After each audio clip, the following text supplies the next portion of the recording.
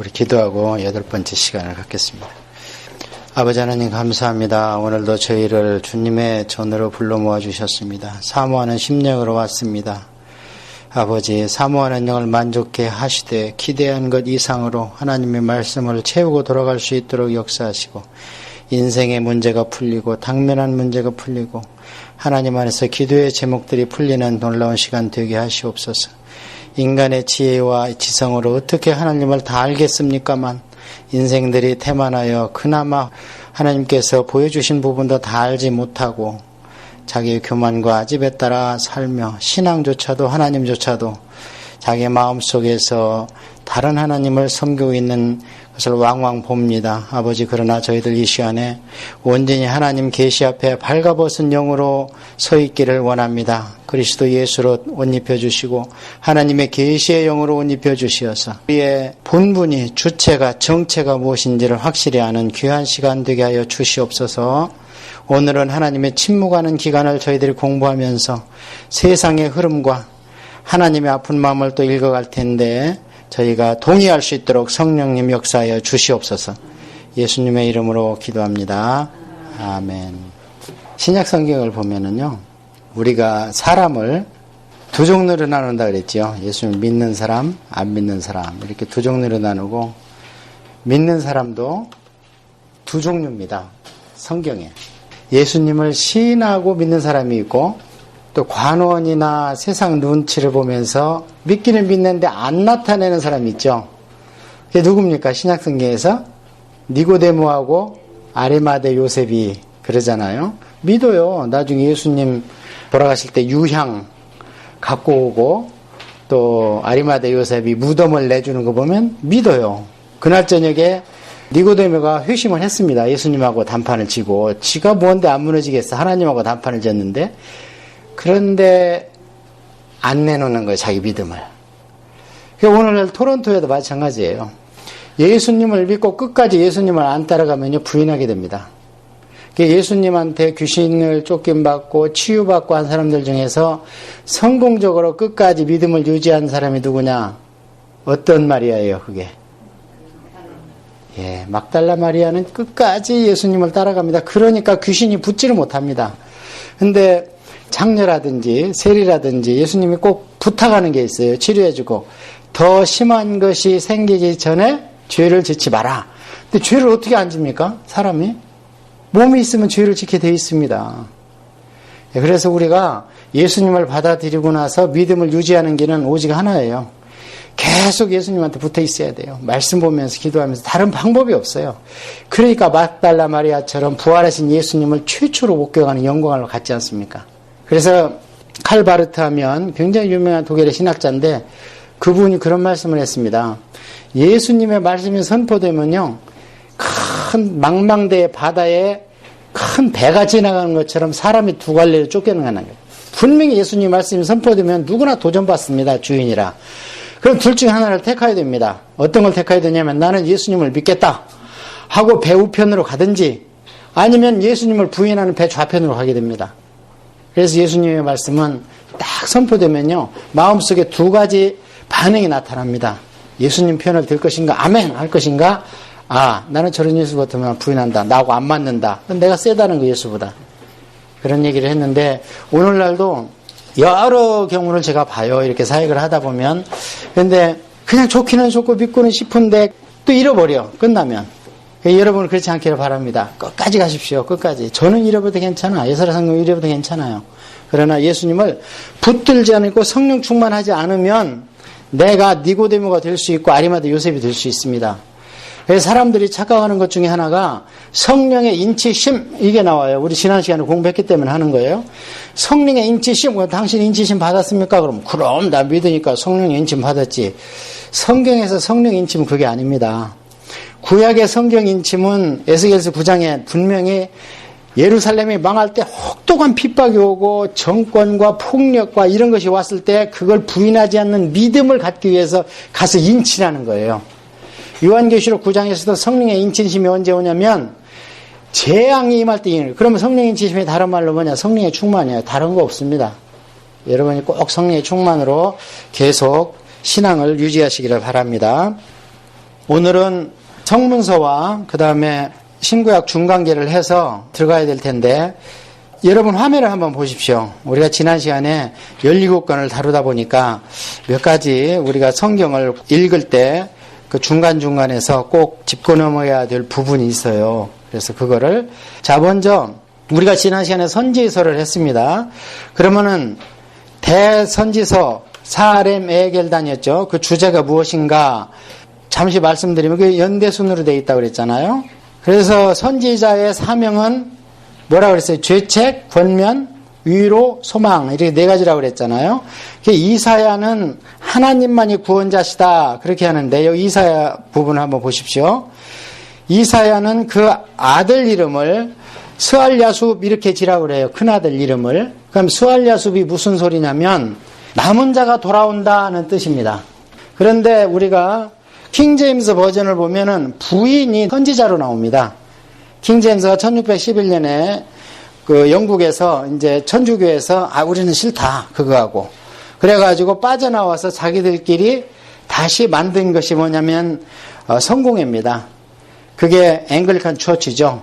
그래서 거기에는 우리 개신교하고 틀린 것이 무엇이냐면 천주교적 의식이 많습니다. 영국 성경에는 뭐 빠져나온 배경에는 좀 지저분한 얘기가 많이 있어요. 막 장가가고 싶어서 빠져나온 거 결국에는 천주교에서 그거를 못하게 하니까. 그런데 그 킹제임스 버전을 우리가 높이 사는 이유는 그 당시에 있던 왕이 명령했으니까 성경을 아무나 번역을 못했겠죠. 그래서 킹제임스 버전을 여러분이 꼭 한번 보실 필요가 있는데 거기에 보면은 이사야의 부인도 예언자입니다. 근데 큰아들 이름이 스알야숲인데 남은 자가 돌아온다는 거예요. 그러면 지금까지는 이사야가 나오기 전까지는 이스라엘 민족을 자꾸 하나님이 핸들하셨죠. 민족 전체를 돌아와라. 너희들이 회개해라. 제사장 나라가 되라. 그런데 이사야 선지자가 외칠 때가 BC 700년도 정도 됩니다. 그러면 이제 하나님 마음에 변화가 생기는 거예요. 어떤 변화가?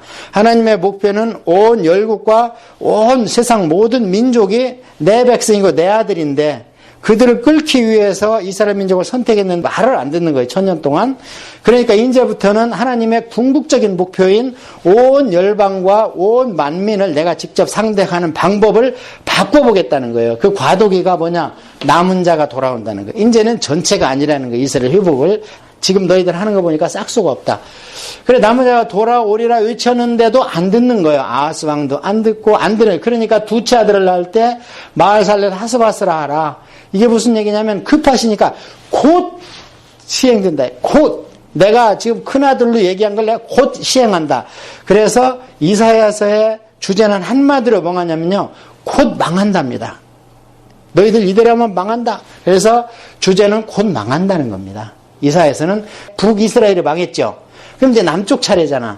그래서 남쪽에 그 바톤을 이어받는 게 예레미야인데 예레미야는 던져버리신다는 거예요. 하나님께서. 아낌없이 내가 너희를 던져버리겠다. 그러면 던지면 어디냐면 사단의 밥통에다 던져버리니까 바벨론이 헐컥 삼키죠. 그래서 예레미야서는 무슨 얘기가 있냐면 망했다는 겁니다. 예레미야서 끝에 망했죠. 그래서 예레미야서를 보면 하나님이 이때는 너무 답답하니까요. 예레미야야 백성을 위해서 기도하지 말라를 3번 하십니다. 7장에도 그러시고 11장에도 그러고 14장에도 그러고 그렇다고 예레미야가 기도를 안 할 뿐이 아니죠. 계속 기도합니다. 그러면 하나님은 예배하고 기도하면요 굉장히 부담을 느끼신다 그래요. 하나님이 짐을 왜 나한테 져주냐. 너희 행동은 변하지 않고 예배와 제사와 기도로 왜 나한테 짐을 주냐. 그러면서 하나님께서 단도직입적으로 야 지금 너희 민족은 모세와 엘리야 이게 3권을 가지고 이스라엘 민족을 인도한 분이죠. 3권 제사장 선지자 왕. 그래서 모세와 엘리야와 같은 3권을 가지고 있는 선지자가 나와도 어떻게 한다. 민족을 내가 돌이킬 수가 없다. 하나님 마음을 굳히신 거죠. 대단히 하나님이 서운하신 거죠. 그러나 이렇게 말씀을 하시면서도 언젠가 끝까지 하나님 기대를 갖고 계시는 게 지금이라도 기도하라는 거예요. 이 말을 고지고대로 믿지 말고. 그러다가 무슨 일이 생기냐면 예레미야야 내가 힌트를 주겠다. 지금부터는 이사야한테 남은 자 사상을 줬다면 지금부터는 새 언약을 주겠다. 새 언약. 이게 다른 말로 하면 뭔 약이에요? 이게 신약입니다.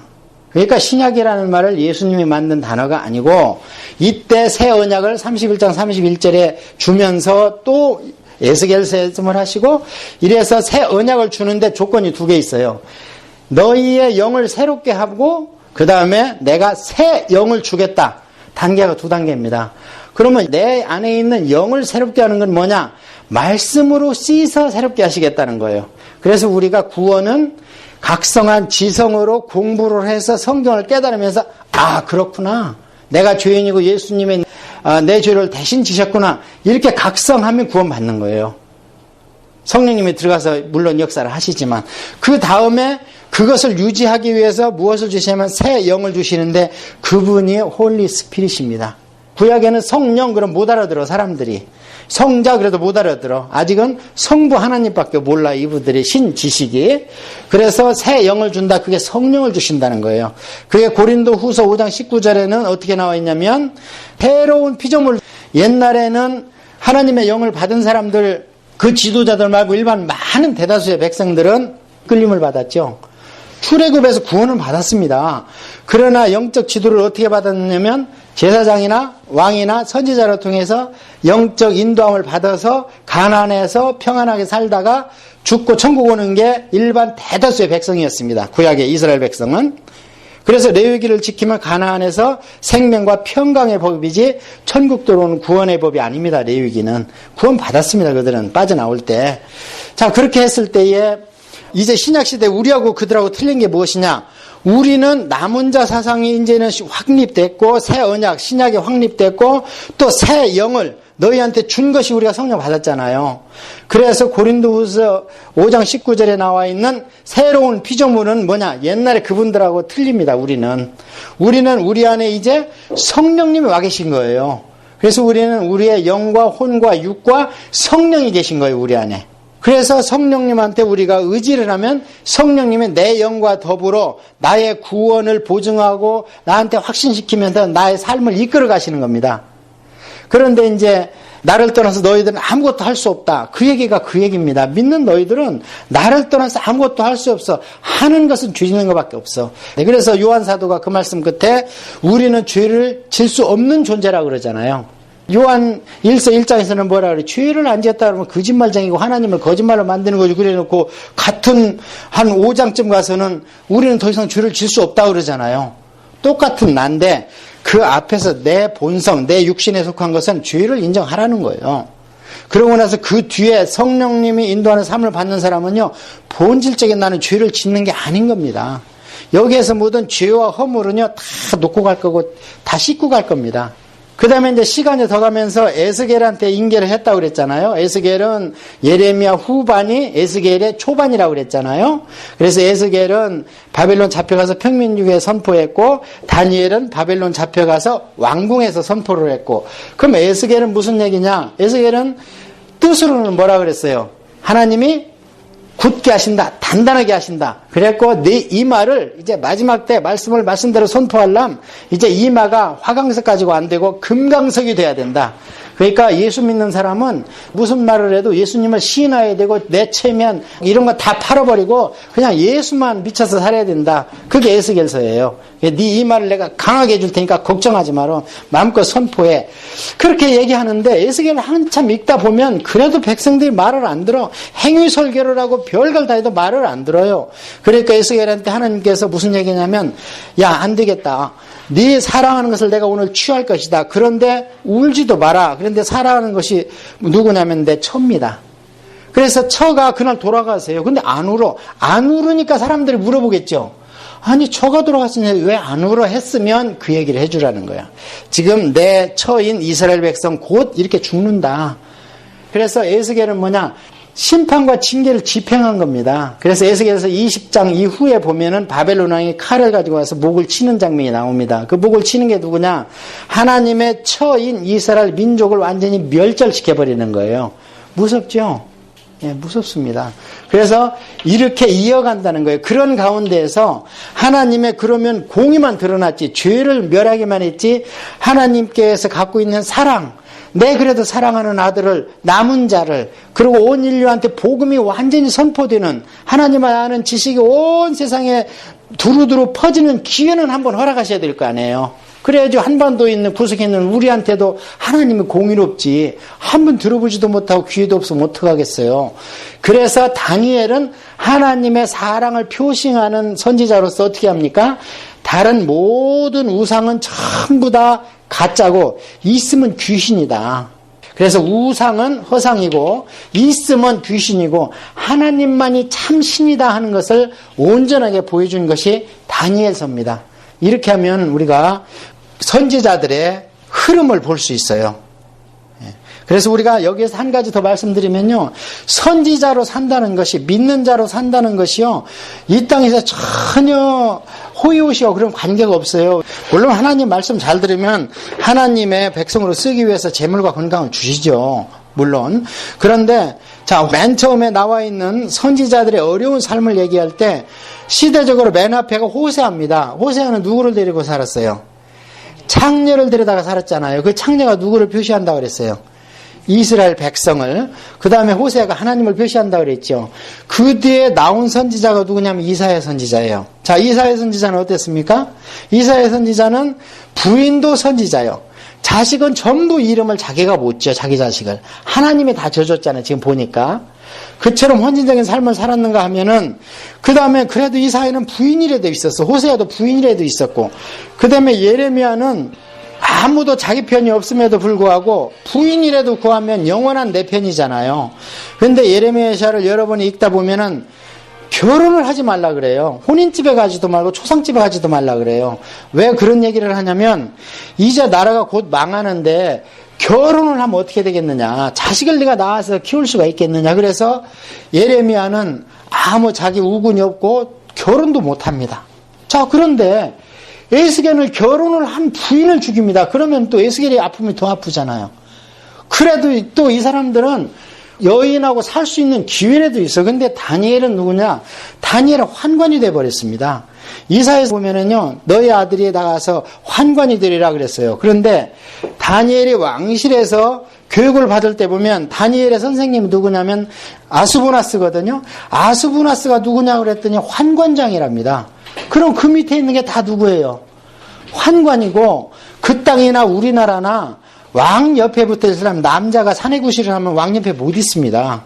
그렇기 때문에 다니엘은 그나마 남자 구실도 못하는 그런 선지자가 된 겁니다. 자, 이렇게 봤을 때 하나님의 종으로서 이 땅을 산다는 것이 그렇게 호락호락한 게 아닙니다. 그 정도로 지난 시간에 우리가 공부했던 걸 좀 한번 제가 놓쳤던 것을 공부해드렸고요. 자, 이제 오늘 공부를 좀 해보겠습니다. 자, 오늘은 8번째 시간이죠. 자, 욥시 잠전하. 우선 저희들이 먼저 들어가기 전에 성문서가 무엇인가에 대해서 좀 공부를 해봐야 돼요. 구약 성경을 크게 3가지로 나눴죠. 율법서, 선지서, 성문서 이렇게 나눴습니다. 율법서를 토라 이렇게 얘기하고요. 선지서를 느빔 이렇게 얘기하고 성문서를 케투빔 이렇게 얘기를 합니다. 예수님께서 당신이 설교하시거나 말씀을 전할 때 모세의 글에, 그럼 모세오경입니다.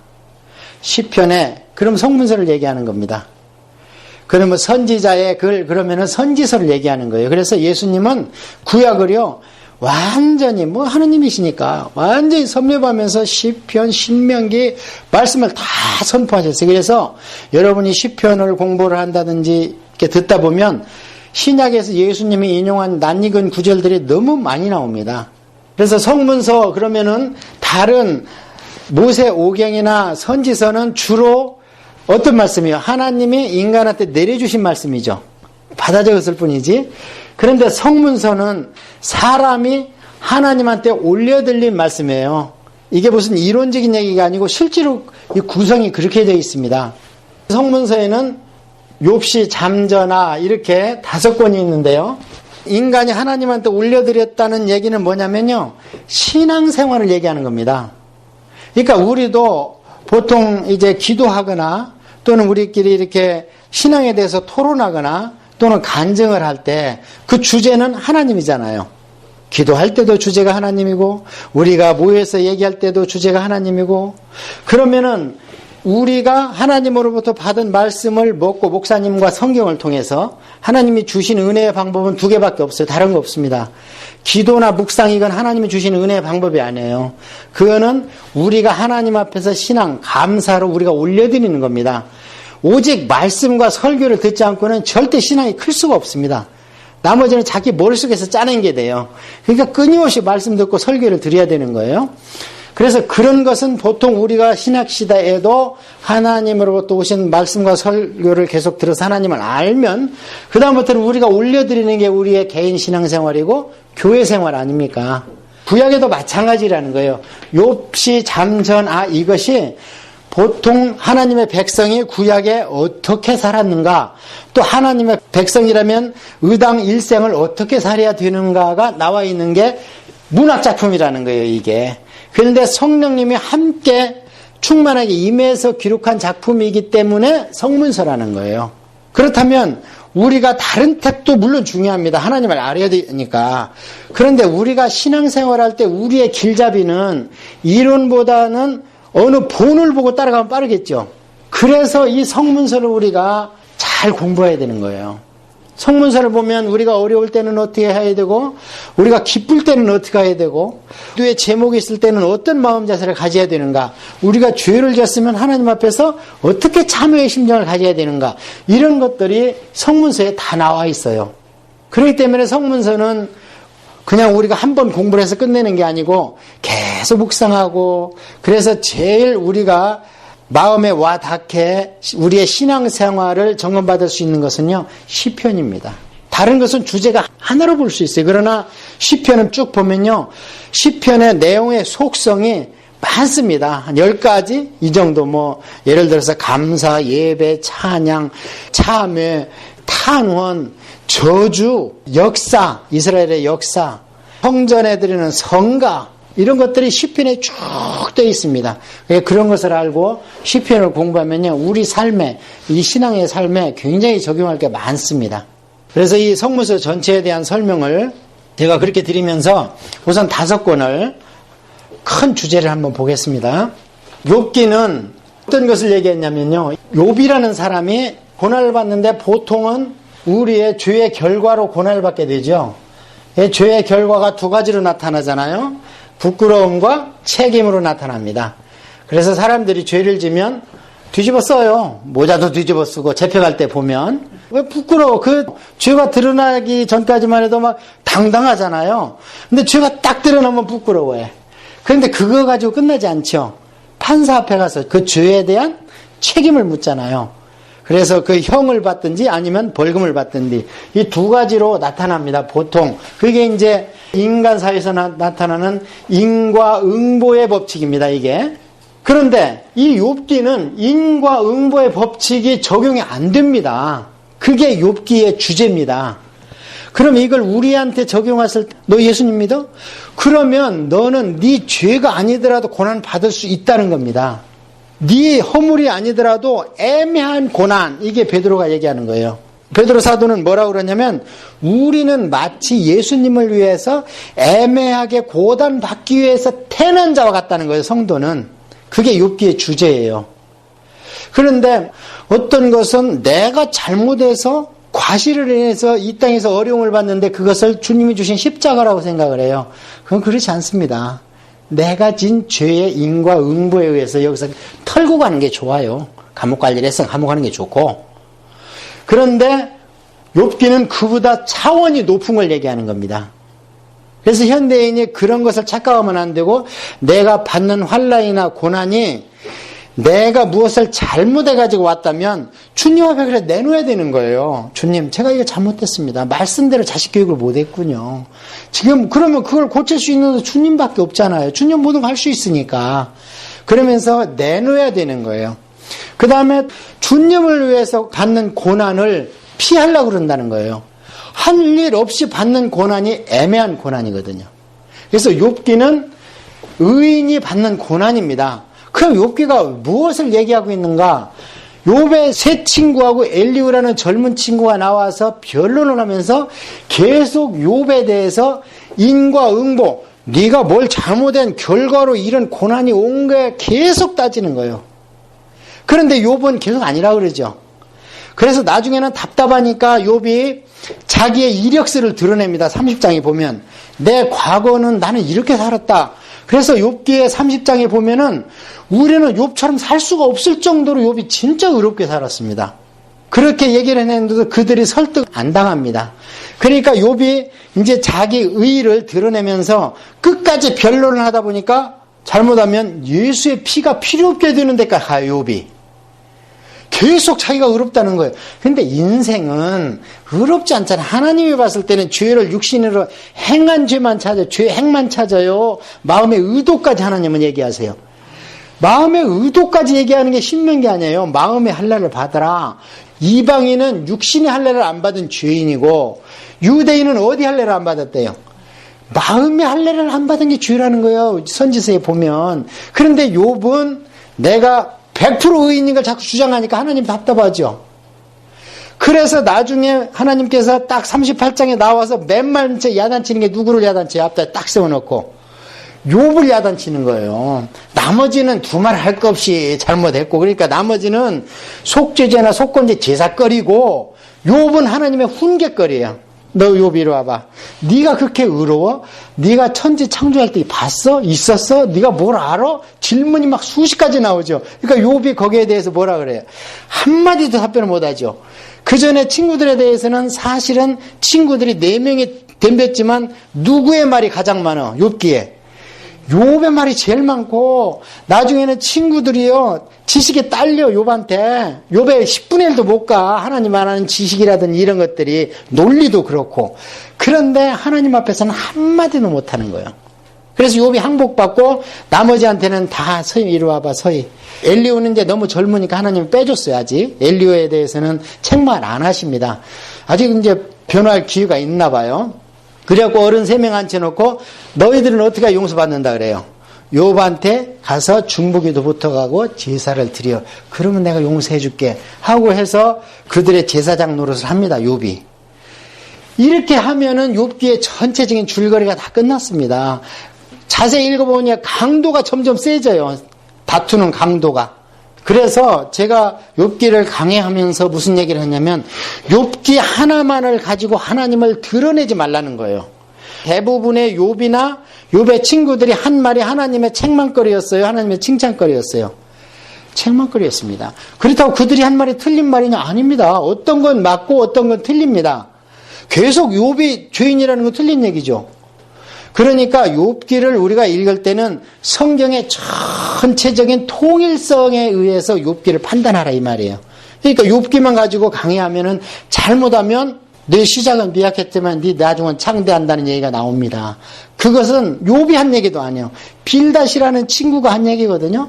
근데 내 시작은 미약하다는 얘기냐면 빌닷이 계속 네 잘못을 지금 빨리 얘기를 해. 우리한테 얘기하고 하나님한테 얘기해. 그러면 네가 벌거벗지. 죄가 드러났으니까 벌거벗은 거 아닙니까? 그러면 미약하지만 회개했으니 하나님이 창대하게 할 거야. 이 얘기를 한 겁니다. 거기에. 그러면 욥기 내에서는 그것이 진리입니까? 아닙니까? 욥은 처음부터 의로우니까 진리가 아니라는 말씀입니다. 더군다나 그거는 영적인 분야를 얘기한 건데 비즈니스 할 때 현탄식 하라고 낸 그 요절이 아닙니다. 그런 것들은. 그러니까 우리가 듣기 좋고 믿기 좋다고 그런 것만 요절이라고 그러는데 그건 요절이 절대 아닌 겁니다. 욥기서 안에서 봤을 때. 자, 그러면은 이제 욥기를 볼 수 있는 그 눈은 전개된 방법이나 논리는 볼 수 있는데 하나님께서 우리한테 욥기를 통해서 놀라운 것을 계시하고 계십니다. 그건 뭐냐면 하나님의 세계, 영적 세계에 대해서 성경 66권 가운데에서 요한계시록을 빼놓고 영적 세계에 대해서 가장 많이 말씀을 하신 것이 욥기입니다. 자, 욥이 처음에 어디에서 욥에 대해서 어느 회의가 열립니까? 이 땅에서 회의가 열려요? 하늘나라에서 열려요? 헤븐리 카운슬이 열리지 않습니까? 그것을 지금까지 선지서에서 여러 군데서 얘기했죠. 영적 대결이 날 때마다 선지자들이 얘기했잖아요. 내가 보니 거짓하는 영이 너한테 들어왔다 그러고 하나님이 나중에 야단칠 때 하나님한테 말해라. 내가 주재하는 회의에 참석도 하나님이 지금 헛소리하고 있다. 막 그러잖아요. 여러분, 다미션교회나 이단들이 얘기할 때 그들이 왜 목숨을 걸고 그걸 거짓된 교리를 주장하겠어요? 귀신이 들어가서 그런 거예요. 그들이 뭘 본 겁니다. 어떤 계시를 받은 거예요. 아니, 어떤 사람이 죽기를 각오하고 이단을 고소하려고 그러겠어요. 뭘 봤어요. 그런데 본 것을 성경으로 판단을 해야 되잖아요. 그런데 성경으로 판단을 하지 않고 내가 봤기 때문에 그게 성경에 없지만 하나님의 방법이고 하나님의 계시라는 겁니다. 그러니까 목숨을 내놓고 하는 거예요. 빙의라는 얘기 들어봤죠? 그것을 옛날 얘기로는 신탁이라고 그럽니다. 마치 무엇처럼 빙자에서 옷을 입은 것처럼 비슷하게 행동하는 게 빙의입니다. 이것을 좀 유식한 말로 얘기하면요, 신탁이라고 그래요. 신의 언어를 받았다는 거예요. 여러분이 혹시 300인이라는 영화 보셨어요? 거기에 보면은 싸우러 나가기 전에 어디로 올라갑니까? 높은 성으로 막 올라가가지고 거기 제사장들한테 가서 신탁을 받죠. 전쟁하면 됩니까? 안 됩니까? 신탁 받는데 그 제사장들이 돈 먹고 막 돈 챙겨갖고 헛소리하고 있으니까 니들은 그렇게 얘기하던 나는 전쟁을 한다 했어. 그런 것이 뭐냐면은 이게 신정주의 국가입니다. 그러니까 이것이 오늘날에는 국가체제로는 신정주의가 없지만 데오크라시가 없습니다. 뭐 북한이 그 비슷하게 나가려고 그러고 또 바티칸이 지금 그렇게 비슷하게 나가려고 하지만 그 안에 이제는 사람들이 인문학이 이 안에 있기 때문에 그렇게 호락호락 옛날처럼 왕이 곧 신이다, 짐이 곧 신이다, 뭐 이런 거 믿지 않습니다. 거의 그냥 따라갈 뿐이 무서우니까. 그래서 이런 빙이나 신탁이 어설프게 귀신한테 계시받고 귀신이 들렸기 때문에 성경 위에 올라간 겁니다. 그들이 안 봤으면은 그렇게 주장 안 합니다. 목숨을 내놓고. 자, 그런 것을 우리가 유념해서 볼 때에 욥기가 그거에 대해서 가장 적나라하게 나오는 거예요. 그러니까 오늘날 60, 70%가 귀신을 안 믿습니다. 영적 세계를. 그러니까 그 사람들은 욥기 같은 건 어떻게 보느냐? 설화라는 거예요. 이해를 돕기 위해서 우화라고 안 해서 다행이야. 설화라고 해서. 그 이해를 돕기 위해서 만드는 얘기라는 거예요. 이런 게 홍해가 갈라지고 그런 거 우리가 정신을 차려야 되고 욥기는 그런 얘기라는 거예요. 그래서 욥기를 봤을 때 보면 귀신의 책략이 거기에 잘 나와 있어요. 하나님 앞에 가서 계속 참소하지요. 참소하고 나중에 어디 와서 그 욥을 쓰러뜨리려고 그러냐면 엘리바스 가장 나이가 든 사람한테 와서 내가 어두컴컴할 때 어떤 영이 내 앞으로 지나가는 것을 봤는데 내가 두렵고 머리가 쭉 빗었다 그러잖아. 3장에. 하나님 앞에서 욥에 대해서 사탄이 그 짓을 해놓고 직접 와가지고 친구는 뭡니까? 우리의 환경입니다. 우리의 환경을 통해서 귀신이 또 역사를 하는 거 우리 넘어뜨리기 위해서. 근데 이놈이 어디까지 가냐? 예수님 주위까지 가는 거예요. 미끼가 딱딱 던진 게 누구예요? 가룟 유다하고 베드로입니다. 근데 베드로는 예수님이 책망했을 때 뭐라 그랬어요? 바로 돌아섰죠. 사탄아 뒤로 물어가라. 이 정말 얼마나 창피한 노릇이에요. 지금 수제자가라고 그러고 자랑하고 한 소리 툭 해놓고 바로 예수님이 칭찬하셨잖아. 야, 네가 정말 처음으로 맞췄다. 그런데 거기다 대고 네가 이걸 알게 한 거는 하늘에 계신 하나님이지 네가 안 게 아니야. 한 번 빈찬 줬는데 베드로가 십자가를 지다니요 하니까 사탄아 그랬잖아. 그것도 제자들을 향하여 그랬다고 그러잖아. 귓속말로 너 사탄 들어가서 이러지 않았어요. 예수님의 본문 자세히 보면. 그러니까 이 신이 완전히 모독을 당했는데 베드로는 바로 돌아섰습니다. 그런데 가룟 유다는 뭐라고 했어요? 향유 붓는 마리아를 뭐라고 여러 사람이 얘기했지만 가룟 유다가 특별히 거기에서 대두가 되거든요. 그러니까 거기서 뭐라고 하니까 가룟 유다는 그 길로 나가서 예수를 팔려고 그러잖아요. 우리가 오늘날 신앙생활할 때 욥기를 우리가 제대로 이해했다면 우리한테 애매하게 환경에 어려움이 온다든지 자꾸 참소와 송사가 들어오고 괜히 나를 못살게 굴고 하는 것을 전부 사단의 책략으로 보라 이 말입니다. 그게 성도의 삶이에요. 그래서 욥은 이런 어려운 과정을 겪고 나니까 결국에 어떤 신앙을 갖게 됐냐면 그 전까지만 해도 내가 귀로 듣는 신앙에서 마지막 결론이 어떤 신앙으로 됐다고 그래요? 눈으로 보는 신앙이 됐다는 거예요. 눈으로 본 것을 다른 말로 하면 위트니스라는 거예요. 이제는 귀로 들은 거는 위트니스에서요 프루브가 없으면요 거의 채택이 안 됩니다. 법정에서. 근데 내가 눈으로 봤다. 지금 교통사고 나면은 제일 중요시하는 게 뭐예요? 목격자잖아요. 목격자 진술. 그래서 욥이 고난을 받고 그 다음에 하나님이 38장에서부터 무려 그냥 계속 41장 중반까지 계속 하나님이 말씀하시니까 아이고 하나님 내가 지금까지는 조상으로부터 전수받고 목사로부터 설교 듣고 책을 통해서 받는 이런 신앙 가지고 있다가 이제야 내가 하나님을 보는 위트니스가 됐습니다. 위트니스가 마티아라는 얘기인데 그게 다른 말로 하면 헬라 언어로는요 순교한다는 얘기입니다. 그래서 보지 않고는 순교 못합니다. 그러니까 제자들이 어떻게 순교를 할 수 있느냐? 하나님을 받고 하나님의 신 예수님이 하시는 말씀이 실현되는 것을 눈으로 받고 부활한 것도 받고 승천한 것도 받기 때문에 잠시 이 세상에서 부인해서 육신의 낙을 구하는 것보다 그걸 통과해서 저 영원한 나라 확실한 것을 받기 때문에 그걸 택하여 순교할 수 있는 겁니다. 그러니까 어설프게 등 따스고 배부를 때 다 순교한다 장담해 그거 못 믿는다는 거예요. 그거는. 그런 것을 우리가 욥기를 통해서 볼 수 있어 욥기의 주제는 바로 그런 겁니다. 의인의 고난.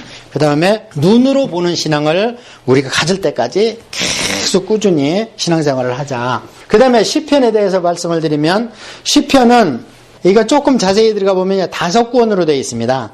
그래서 시편을 볼 때 이것을 그냥 어느 다른 성경처럼 그 하나님의 무슨 또는 사람의 무슨 이렇게 기술이나 서술된 부분을 보시면 안 돼요. 시편은 각 한 권 한 편들이 독립된 시들이거든요.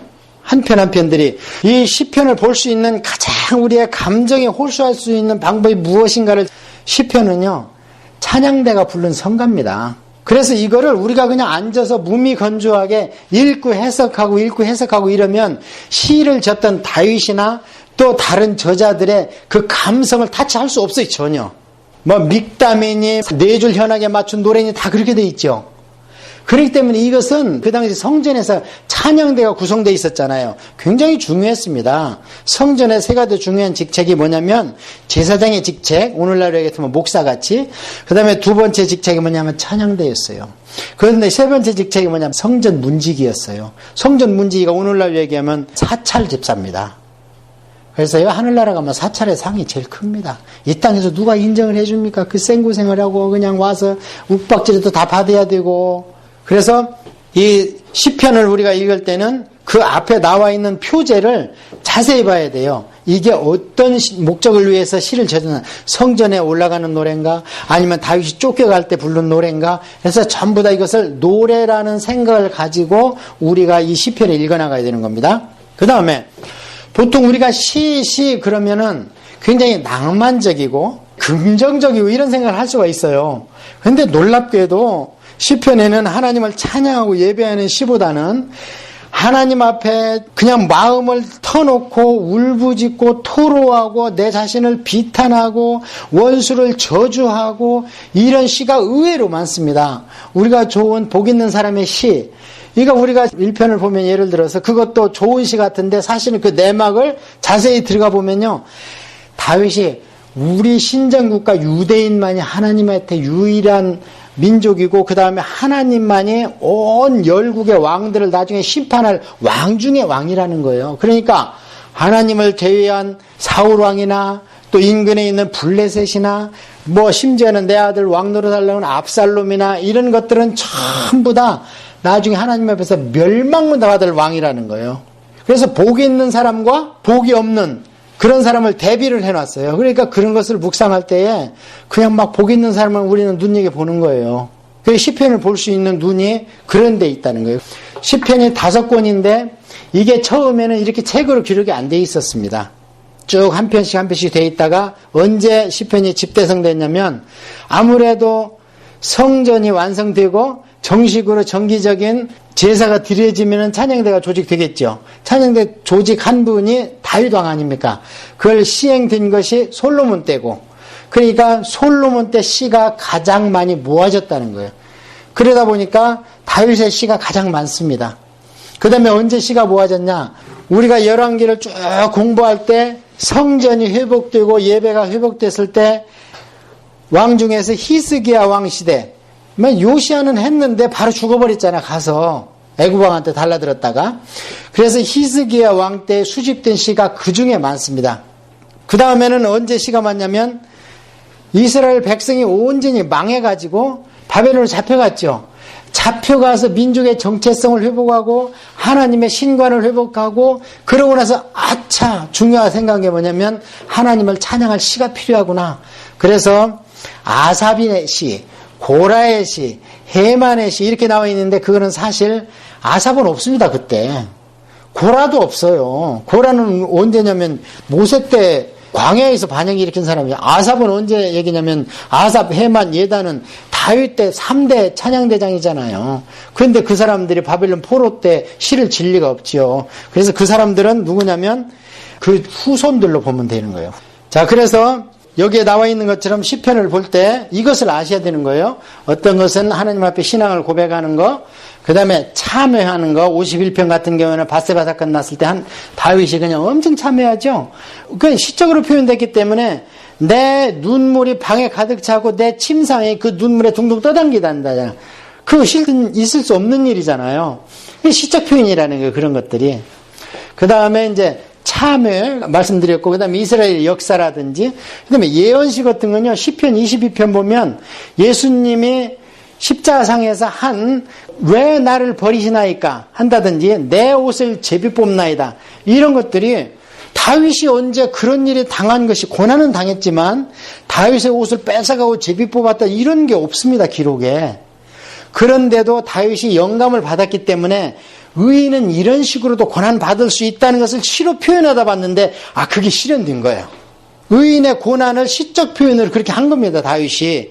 밭도 뺏어가고 논도 다 뺏겼잖아 다윗이. 그런데 심지어는 저것들이 마지막 입은 내 옷까지 뺏어가는구나. 얼마나 시적 표현입니까? 근데 그것이 십자가에서 종목적으로 다 이루어졌잖아요. 그래서 그런 것은 시적 표현이 예언으로 된 거고, 이게 어떤 것은 또 잠언적 성격이 있죠. 잠언은 교훈이라는 얘기인데, 그 다음에 어떤 것은 저주의 시. 이것은 많습니다. 다윗이 사울의 핍박에 대해서 고난당하면서 쓴 시가 많습니다. 거기에 보면요, 다윗이 제가 한번 그 사무엘 강의할 때 그 말씀 드렸죠. 거기에 보면 다윗이 다 포옹하고 용서하고 아량이 있는 것 같지만 다윗이 그냥 누가 조금만 이런 마음 아픈 소리 해도 그걸 그냥 못 넘깁니다. 그러니까 시를 많이 쓴 거예요. 여성적인 감성이 있기 때문에 시를 많이 쓴 거예요, 다윗이. 그런 것들이 나중에 시편에 보면요, 그 마음이 다 녹아 나와 있어요. 그래서 왜 왼수들이 이렇게 많습니까? 적들이 다 주변에 다 적입니다. 그렇게 얘기를 하는가 하면은 바로 이들을 그냥 죽여주십시오. 이렇게 말씀을 했다가 또 몇 편을 읽다 보면은 그 악한 자를 지금 바로 멸해버리면 세상 사람들이 잃어버리니 그를 세상에 남겨놓되 낮추어서 남겨놓으라는 거예요. 그러니까 왕인 사람을 목도리 껴가지고 그냥 살려놓으라는 거예요. 그러면 악인의 최후가 저렇게 된다. 이 정도까지 용서 못하고 이런 것까지 있다는 거예요, 다윗이. 심지어는 자기 신세를 비탄하기도 해요, 다윗이. 그런 것들을 많이 말씀드리려면 시간이 없는데 이 정도를 아셔야 된다는 거예요. 시편을 보려면 기본적으로. 그래야지 시편이라고 해서 그냥 다 좋은 시고 예배고 찬양하고 감사하고 영광, 그렇지 않다는 거예요. 그러면은요, 인생도 마찬가지예요. 별로 시가 없었을 겁니다. 다윗이 그렇게 쫓겨다니고 어려우니까 의지할 곳은 오직 주님밖에 없다. 그런 걸 또 말해야 돼. 그 다음에 잠언은, 이제 잠언과 전도서 아가서는 누가 지었습니까? 이건 솔로몬이 다 지은 거예요. 솔로몬이 잠언을 몇 개를 얘기했다 그래요? 3,000개를 얘기했답니다. 그 다음에 노래, 시를 몇 개를 얘기했냐면은 1,050개를 얘기했다고 그래요. 그런데 여기에 우리에 나와 있는 잠언은 몇 절 안 되잖아요. 이 3,000개를 얘기했다는 것은 여기에 나와 있는 잠언의 절 하나를 하나로 봤을 때 그렇다는 거예요. 그래서 여기에 있는 잠언은 이제 솔로몬의 잠언 중에서도 잠언인 거예요. 그래서 이 잠언은 우리말로 얘기하면 이제 교훈이다, 뭐 이렇게도 표현을 할 수 있는데 특징적인 건 뭐냐면 항상 대꾸를 씁니다. 밝은 데 어둠을 비치고, 그 다음에 지혜를 갖다 놓으면 우매를 갖다 놓고, 슬기와 명철을 갖다 놓으면 어리석음을 갖다 놓고, 이러면서 비교해서 보라는 거예요, 이것을. 그래서 잠언은 이제 그런 식으로 보면 되고요. 그 다음에 전도서 아가서를 봤을 때 솔로몬도 사람이니까 청년기가 있을 거고, 그 다음에 장년기가 있을 거고, 노년기가 있을 거 아닙니까? 잘 먹고 잘 살아가지고 60살 밖에 못 살았어요, 솔로몬은. 그래서 청년기 때는 아무래도 막 피가 끓고 낭만을 찾으니까 이 아가서를 썼다고 보는 거예요, 우리가. 젊은 여인을 찾아가다가, 아, 하나님이 우리를 이렇게 찾으시겠구나 하는 것을 본 거고, 그 다음에 잠언은 이제 자식도 좀 키워보면서 남긴 게 잠언이잖아요. 그러니까 한 50살쯤 돼서 내 자식아 이리 와봐라. 이제 맑게 알아들만 하면 자식이 이렇게 살아라 하면서 주로 인생을 살면서 조심할 거, 추구할 거, 이런 거. 그러니까 뭐 많이 나오는 얘기가 창기집에 들어가지 마라, 남자들은. 그 다음에 부증 쓰지 마라. 그 다음에 여자들한테는 잔소리 좀 너무 하지 마라. 그거 많이 나오죠? 그런 게 전부 우리 실생활이잖아요. 한 50대쯤 되면 나타날 게. 삶의 지혜를 얘기했어요. 그러다가 이제 전도서를 보면 거의 돌아가실 때 했기 때문에 다 인생을 살아보고 회고록을 쓴 겁니다. 회고록을 쓰다 보니까 내가 눈으로 즐기고 싶고 생각이 나는 건 다 해봤는데 결국에는 뭐예요? 모든 것이 헛되다. 어느 정도 헛되냐면 5제곱 헛되답니다. 아이고 헛되다. 그래도 우리는 참 허망할 텐데 헛되고 모든 것이 다 헛되다. 5제곱 헛되다는 거예요. 그런데 잘 보면 거기서 헛되다는 게요, 우리 삶에 필요한 겁니다. 그럼 뭐가 헛되다는 거예요? 아니 거기에서 솔로몬이 헛되다는 걸 제가 좀 이따 보여드릴 거예요. 그거 빼면 우리 살 수가 없어요. 심지어는 공부도 하지 말래. 책 보는 것도 피곤하게 하고 헛되다는 거예요. 그럼 하지 마야 됩니까? 중요한 것은 하나님 없이 추구하면 모든 것이 헛되다는 거예요. 그래서 전도서의 교훈은요, 하고 싶은 대로 다 해봐. 그런데 그때 창조주 하나님을 기억하고 해. 그래서 헛된 것 위에 하나님이 같이 우리가 동행한다면요, 진짜 필요한 것들이 그게 헛된 것이 아니지. 우리가 부도 있어야 되고 건강도 있어야 되고 사업도 있어야 되고 지혜도 있어야 되고 책도 많이 봐야 되지요.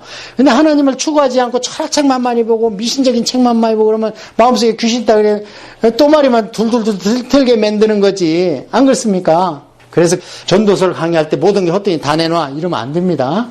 추구해라. 근데 하나님을 프라이어리티를 줘라. 그런 얘기가 기록이 되어 있고요. 그 다음에 아가는 노래라는 뜻이에요. 아까 노래를 몇 개 줬다 그랬어요? 1050개.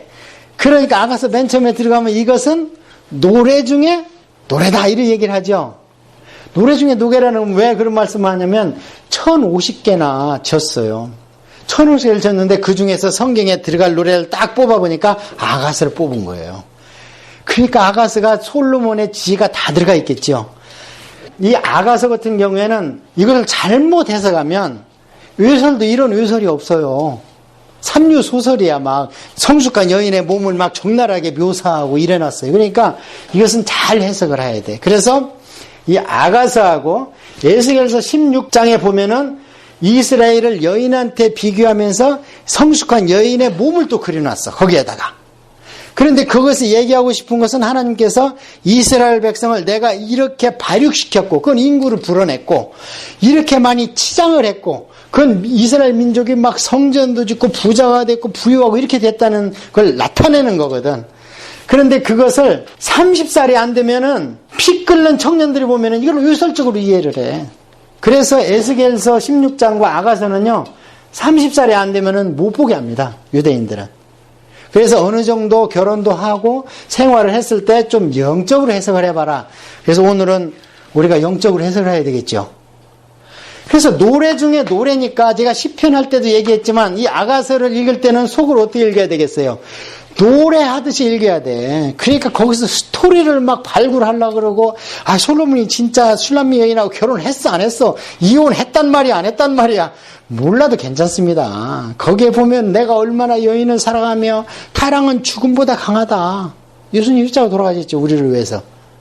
이런 것이 아가서의 주제입니다. 그래서 아가서는 여기에 하나님이라는 말씀 한 말씀도 안 나와요. 성경 중에 하나님이라는 말씀이 안 나오는 성경이 많이 있죠. 그게 뭐냐면 주로 여인네가 주인공이 되면 잘 안 나와. 그게 누구냐면 에스더. 하나님이라는 말씀 안 나오죠. 거기에. 그 다음에 룻기가 또 여인네가 주인공이죠. 하나님이라는 말씀이 잘 안 나와요, 거기에. 그 다음에 이 아가서에 보면 하나님이 어쩌고 저쩌고 나와, 안 나와? 안 나와요. 그런데 여인네가 주인공이 되다 보니까 이게 진짜 글로 쓰는 주옥과 같은가 봐요. 그래서 유대인들은 이 아가서는 유월절날 부르고 유월절날 제사장이 낭독을 합니다. 그래서 이 아가서는 그게 우리 기독교에 와서도 예수님의 죽도록 사랑하신 그것에 아가서의 내포가 되어 있거든요. 예수님의 대속, 그 높으신 왕이 저 시골 정말 시커멓게 탄 시골 처녀를 가서 부인 삼고자 하는 그런 애틋한 사랑. 그래서 그 처녀를 찾으러 왔다가 문이 닫혀가지고 억지로 그걸 열으려다가 손을 다쳐가지고 피를 흘린 자국이 있는 그런 거 아가서에 나오지 않습니까? 유대인들이 유월절날 이걸 불렀는데 어쩌면 그렇게 우리 기독교에 와서도 딱 맞는 예수님의 대속을 얘기하는 건지. 유월절 예수님의 대속이잖아, 구약에. 그 다음에 룻기 같은 경우에는 아름다운 여인이 가서 이삭을 줍다가 수지 맞죠. 그래서 그것은 오순절에 그들이 낭독을 합니다. 그 다음에 에스더서 같은 경우에는 에스더서의 맨 뒤에 나오는데 이 유대인의 절기가 뭐가 생겼다 그래요? 불임절이 생겼다 그러죠. 유대인의 원래 유대교의 3대 명절이 뭡니까? 유월절, 오순절인데 그때는 오순절이라고 해요, 안 해요? 그때는 77절이라고 그러잖아. 그것이 지금 오순절이 됐잖아요. 그래서 유월절, 이제 우리말로 오순절, 추수할 때 그걸 초막절을 장막절, 수장절 세 개가 같은 말이에요. 초막을 짓고 지킨다 그래서 초막절, 추수를 한다 그래서 수장절, 이제 초막이 이제 장막이니까 그렇게 해서 유월절은 예수님의 피, 오순절은 성령님의 강림, 그 다음에 수장절은 알곡과 쭉정이를 골라가지고 태워버리고 또 천국 창고에 넣으니까 수장이 그 얘기거든. 그러니까 그거는 이제 요한계시록의 심판주죠. 심판은 권한이 누구한테 있어요? 아버지한테 있죠. 물론 시행은 예수님한테 내가 위임했다 그러잖아. 네가 큰일 행했지. 대속하면서 십자가 고난 받았으니까 내가 너한테 전권을 준다 했지만 심판권은 하나님한테 있거든요. 그러니까 세 분 하나님이 다 나오죠. 3대 명절에 신약에 와서 놀랍지 않습니까? 이런 절기가. 그런데 지금 유대인들은 무엇을 지키냐면요. 자기들의 독립기념일을 3대 명절로 지켜. 첫 번째 독립기념일이 언제냐면 6월절이죠. 독립했잖아요. 두 번째 독립기념일이 에스더서에 나와 있는 불임절입니다. 그 속박 가운데에서 자유받았잖아요. 물론 그 속국에 있었지만 자유로움을 받았잖아요. 그 다음에 세 번째는 나중에 이제 오늘 중간기 공부할 때 보면은 성전을 정결케 해서 성전을 회복시켜 줍니다. 회복시켜 줄 때 그것을 한우카라 그래가지고 수전절 그래요. 성경에 한번 나옵니다. 예수님 돌아가실 때 수전절에 가서 설교하시는 장면이 한번 나와요. 그게 언제냐면 지금 유대인들이 12월 25일간 열흘간인가 일주일간인가 지키는 때가 있어요. 그러니까 그때도 성전 회복하니까 독립과 관계 있잖아요. 그래서 그들은 여전히 메시아를 정치적이고 자기들 민족적이고 그 다음에 유대적 종교적인 메시아를 여전히 기다리고 있기 때문에 구약은 저리 가라 절기는 우리는 우리의 광복을 외친다 해서 지금 세 가지 절기를 그렇게 변형해서 지키고 있는데 에스더서는 그때 그 불임절 때 읽어주고 있어요 지금. 그렇게 하면 성문서에 대해서 이제 대략 뭔가 이렇게 윤곽은 좀 잡혔죠. 자, 욥기를 읽는 방법. 하늘나라에서 회의가 열렸습니다. 이 사실을 거기에 나와 있는 친구 아무도 몰라요. 그러니까 계속 쌈만 하는 거예요. 그 다음에 사단은 두 번 하나님한테 이렇게 욥에 대해서 참소를 합니다.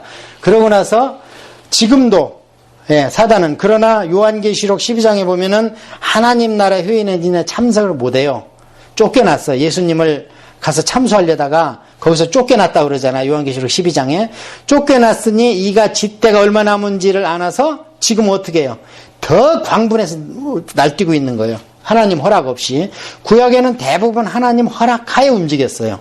근데 지금은 지 자유로 움직여. 총알도 없는 권총을 들이대면서 자꾸 하나님을 배신하라고 그러는 거예요. 지금은 형국에. 그 다음에 욥은 자신의 고난이 하나님 주신 것이며 자신은 죄가 없다. 이게 욥이 계속 싸우고 디베이트 하다가 그 올무에 딱 걸리는 거예요. 그러니까 하나님이 나타나는 겁니다. 이 일 후에 욥은 하나님을 눈으로 볼 수 있다고 합니다. 이때야 됐을 때 바야흐로 우리가 이제야말로 증인, 전도, 순교의 삶을 살 수 있겠구나 하는 것을 우리가 볼 수 있는 거고요. 그 다음에 시대적으로는 족장시대죠. 왜 족장시대예요? 욥이 제사를 드린다고 그러죠. 아들이 죄를 지면 제사장한테 가라 안 하죠. 성막에 가라 안 하죠. 성전에 가라 안 합니다. 아버지가 제사를 드립니다. 그러니까 족장 시대다. 실제로 욥이 이사갈의 아들입니다. 그 다음에 장소적으로는 그 우수 땅인데 여기에는 여러 가지 설이 있습니다. 그러니까 이건 뭐 별로 중요하지 않아요. 이거 뭐 대한민국도 아니고 그냥 그런 시대가 있었다. 이해하기 쉽게는 족장 시대구나. 그 다음에 엘리바스는 에서의 아들이고 내용은 하늘나라에서 회의가 열립니다. 하나님의 시험 과정은 환경과 질병과 사방이에요. 이게 경제적으로 어려우면요, 이건 1단계예요. 하나님한테 매달리면 돼요. 두 번째는 질병입니다. 세 번째 단계는 사망이에요. 이게 국가로 적용될 때는 첫째는 기근군입니다. 그 다음에 두 번째는 질병입니다. 국가적으로 연병을 줘. 다윗 때 그러잖아요. 연병 가질래? 그 다음에 세 번째는 전쟁으로 사망으로 끌어갑니다. 그게 요한계시록에 읽는 하나님의 이 세상을 심판하는 단계가 그렇습니다. 그게 개인은 적용됐을 때는 환경과 질병과 사망으로 나타나지만 그게 국가에 적용되고 우주적으로 적용될 때는 가뭄, 기근 이런 걸로 1차적으로 옵니다. 그 다음에는 자연재해가 일어나고 질병이 일어나고 그러다 안 되면 이제 천재가 오는 거고 교훈적으로는 첫째 하늘나라 영적 세계가 있다는 것을 반드시 믿어라. 그 다음에 사단이 엄청나게 활동하고 있다. 이런 것을 믿어야 되고 그 다음에 의로운 자가 고난이 있다. 자, 그 다음에 끝으로 욥기는 쉬운 책이 아닙니다. 시편을 한번 보면은요. 자, 시편은 150. 자, 하나님에 대한 인간의 사람의 신앙 고백. 그 다음에 다윗이 거의 반 이상입니다. 예, 그런 걸 좀 아시고 자식 낳아보면 3살까지는 효도 다 하고 그 다음부터는 짐이잖아요. 3살까지는 똥만 잘 싸도 이쁘고 그냥 빵구 눕기만 해도. 그런데 그 다음부터는 짐이야. 옛날에는 30이면 철든다는데 요새는 아니라대. 그래도 예수님 믿는 사람은 예수 믿고 철드는데 안 믿는 사람은 60에 철들어가지고 바로 뭐 들어요 또. 바로 망령 들어. 그러니까 세말 가치가 없는 거예요 인생들은. 아가서를 제가 또 한번 보여드리겠습니다. 아가서가 어떻게 주님의 사랑을 얘기했는가. 평화가 샬롬이 남성으로 가면 뭐라 그랬어요? 솔로몬. 여성으로 가면 여성명사로 가면 술람미. 이게 같은 뜻입니다. 솔로몬하고 술람미하고 살으면은 부부싸움이 없겠죠. 자, 제가 분석한 아가서는 첫째 솔로몬과 술람미 여인이 사모하는 내용적으로 연관돼. 이것은 문학적인 작품이고 시고 노래이기 때문에 감성을 앞세워서 읽으라고 그랬어요. 그렇지만 그 안에 그 러브 스토리가 있을 거 아닙니까? 그것을 분석을 해보면은 2장까지 솔로몬과 술람미 여인의 첫 만남이 있어요. 그때 왕의 침상 그랬는데 왕의 식탁이에요. 이게 뭐냐면 선 보는 자리입니다. 식탁을 베풀고 선을 보는 거예요. 솔로몬 왕이 자기의 포도밭이 많이 있었을 거 아니에요. 왕궁 옆에.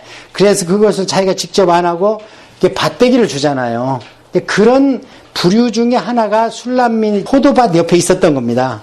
그 다음에 두 번째는 솔로몬이 술람미 여인을 청혼을 했는데 그것을 받아들이는 작용이 거기에 나와요. 그러면 그게 뭐냐면 우리 주님이 우리 초청하십니다.